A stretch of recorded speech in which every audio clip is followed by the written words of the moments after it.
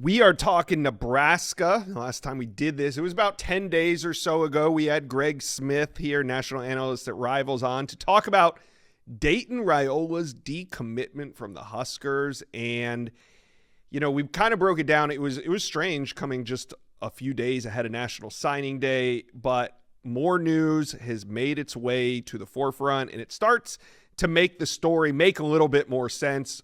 A couple days ago, Nebraska fired assistant coach Donovan Raiola, per Rivals Greg Smith and On3's Pete Nakos.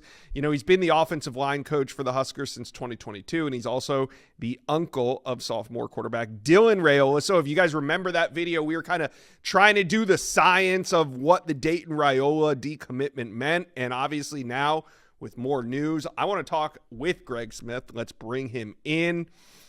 So now, you know, we were doing the math on that, and it felt like we were missing a couple variables. Do you think Dayton Raiola already knew that his uncle was being fired when he pulled the trigger to decommit from Nebraska?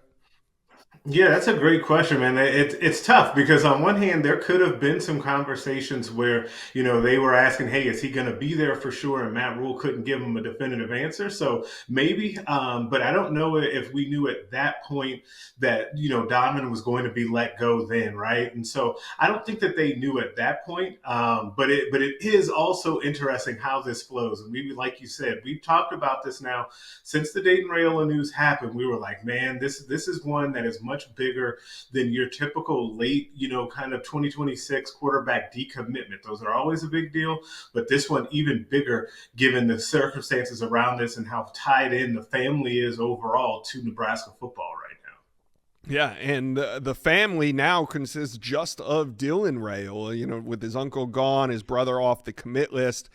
Do you think all this points to Dylan being the next Raiola out of Nebraska? Yeah, it definitely does not help the situation. I will put it that way, and I do think that it's on the table for sure. That Dylan goes ahead and enters the transfer portal. We don't have definitive word on that yet, but I definitely think it's something that the family is considering, and that will be talked about here at length as we run up, really to Nebraska's bowl game. I think that sometime between now and Nebraska's bowl game, we'll have an answer on that, because everything moves so quickly. If he is to move on, he's going to want to know his next landing spot, and kind of get ahead of what is always now a busy quarterback market. As you know, there's always quarterback needy teams out there. So yeah, I don't think this helps at all that his uncle is no longer with the program. And I do think that there are conversations being had about him potentially leaving Nebraska football. Yeah, and the buzz around here is that the market, if he were to enter the portal, there would be quite a market for Dylan Raiola. So we'll have to wait and see what he does. Nebraska fans, what do you think he does? Talk to us. TJ Lateef on the roster. Trae Taylor, 2027, locked in. Do you think if Dylan Raiola leaves, they need to hit the portal and find some more arms?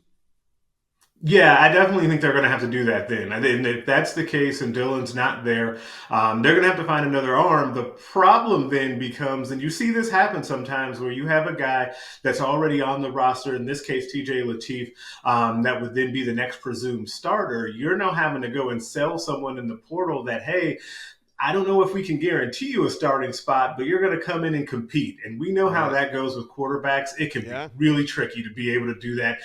And guys definitely don't want to come and say, hey, I'm going to be the backup. And then on top of that, to say, hey, maybe you'll compete for the job. Maybe you'll be the backup. But we have a guy in Trae Taylor that we're heavily invested in for the 27 group that's coming in right behind you. And he's going to enroll early. He's already a fan favorite.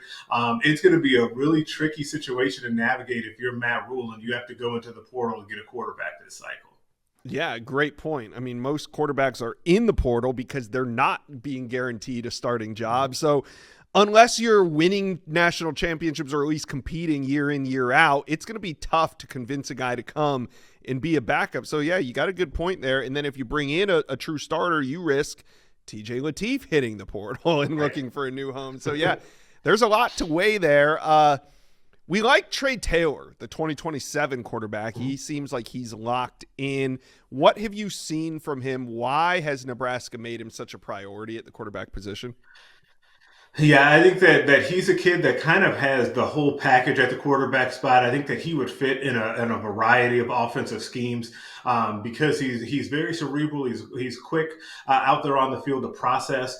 He's got a good strong arm. He's got an accurate arm, but he's also a better athlete than I think he's been even able to show as he's been rising up the high school ranks. And so I think he's a dynamite quarterback. And you've seen kind of all of the off the field stuff, the intangibles, kind of the leader of that class in the 27 group, had like really strongly peer recruiting from the Yeah. beginning. He was, in Lincoln over Thanksgiving, even because his dad told me that he wanted to be here for Thanksgiving. I live in Lincoln, spoiler alert. He wanted to be here in Lincoln for Thanksgiving and then stay through the Iowa game. And then, they got snowed in and he just stayed on campus and hung out. Like they are all in on Nebraska. And you can kind of see why with how well he's done at peer recruiting and trying to help get this class really built in 27. Yeah. And just to round out this quarterback Nebraska talk, it sounds like they found their guy for 2028. Maybe not their top guy, but there is a name emerging in 2028 that also has ties to the Nebraska program. Yeah, that's Trayvon Towns. He's a 2028 quarterback out of Rancho Cucamonga in California. He actually has the same trainer as TJ Lateef, who's kind of burst on the scene for Nebraska. So, taking advantage of those connections and ties are always a good thing for programs. And Trayvon was out in Nebraska for that Iowa game. And anytime you've got a kid that was willing to make that trip from California in the cold, which that Iowa game always is, that's always a big deal. He had very good things to say about his time with Nebraska's offensive staff. So he's definitely a name to watch moving forward for the Huskers in the 2028 quarterback cycle because you could never start too early when it comes to talking about quarterbacks. Man, yeah. And we're gonna be talking Nebraska quarterback recruiting, I feel like, this entire offseason because Dylan Raiola is really the big domino when that one falls. I mean, it's gonna prompt transfer portal movement, maybe another high school quarterback that they look at in 2027. So we'll see. But Nebraska fans, season is over. Regular season's over. How are you guys feeling about the offseason? How are you feeling about TJ Lateef, Trae Taylor, Dylan Raiola? Who do you think is on the roster next season? Talk to us, comment section below.